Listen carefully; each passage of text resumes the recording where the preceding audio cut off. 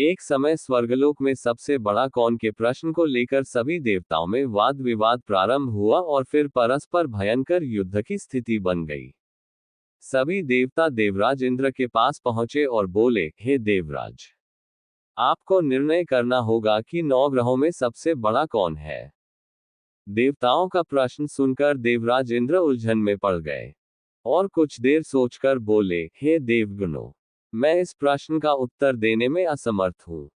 पृथ्वीलोक में उज्जैनी नगरी में राजा विक्रमादित्य का राज्य है। हम राजा विक्रमादित्य के पास चलते हैं क्योंकि वह न्याय करने में अत्यंत लोकप्रिय है। उनके सिंहासन में अवश्य ही कोई जादू है कि उस पर बैठकर राजा विक्रमादित्य दूध का दूध और पानी का पानी अलग करने का न्याय करते हैं। देवराज इंद्र के आदेश पर सभी देवता पृथ्वी लोक में उज्जैनी नगरी में पहुंचे। देवताओं के आगमन का समाचार सुनकर स्वयं राजा विक्रमादित्य ने उनका स्वागत किया। महल में पहुंचकर जब देवताओं ने उनसे अपना प्रश्न पूछा तो राजा विक्रमादित्य भी कुछ देर के लिए परेशान हो उठे, क्योंकि सभी देवता अपनी अपनी शक्तियों के कारण महान शक्तिशाली थे। किसी को भी छोटा या बड़ा कह देने से उनके क्रोध के प्रकोप से भयंकर हानि पहुंच सकती थी। तभी राजा विक्रमादित्य को एक उपाय सूझा और उन्होंने विभिन्न धातुओं स्वर्ण, रजत, कांसा, तांबा, सीसा, रांगा, जस्ता, अभ्रक व लोहे के 9 आसन बनवाए। धातुओं के गुणों के अनुसार सभी आसनों को एक दूसरे के पीछे रखवाकर उन्होंने देवताओं को अपने अपने सिंहासन पर बैठने को कहा। सब देवताओं के बैठने के बाद राजा विक्रमादित्य ने कहा, आपका निर्णय तो स्वयं हो गया।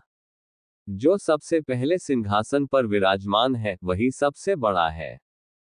राजा विक्रमादित्य के निर्णय को सुनकर शनि देवता ने सबसे पीछे आसन पर बैठने के कारण अपने को छोटा जानकर क्रोधित होकर कहा, राजन, तुमने मुझे सबसे पीछे बैठाकर मेरा अपमान किया है। तुम मेरी शक्तियों से परिचित नहीं हो। मैं तुम्हारा सर्वनाश कर दूंगा। सूर्य एक राशि पर 1 महीने, चंद्रमा 2.25 दिन, मंगल 1.5 महीने, बुध और शुक्र 1 महीने, बृहस्पति 13 महीने रहते हैं, लेकिन मैं किसी राशि पर 7.5 वर्ष रहता हूँ। बड़े बड़े देवताओं को मैंने अपने प्रकोप से पीड़ित किया है। राम को 7.5 के कारण ही वन में जाकर रहना पड़ा और रावण को 7.5 के कारण ही युद्ध में मृत्यु का शिकार बनना पड़ा। उसके वंश का सर्वनाश हो गया। राजा, अब तू भी मेरे प्रकोप से नहीं बच सकेगा। राजा विक्रमादित्य शनि देवता के प्रकोप से थोड़ा भयभीत तो हुए, लेकिन उन्होंने मन में विचार किया, मेरे भाग्य में जो लिखा होगा, ज्यादा से ज्यादा वही तो होगा। फिर शनि के प्रकोप से भयभीत होने की आवश्यकता क्या है। उसके बाद अन्य ग्रहों के देवता तो प्रसन्नता के साथ वहां से चले गए, लेकिन शनिदेव बड़े क्रोध के साथ वहां से विदा हुए।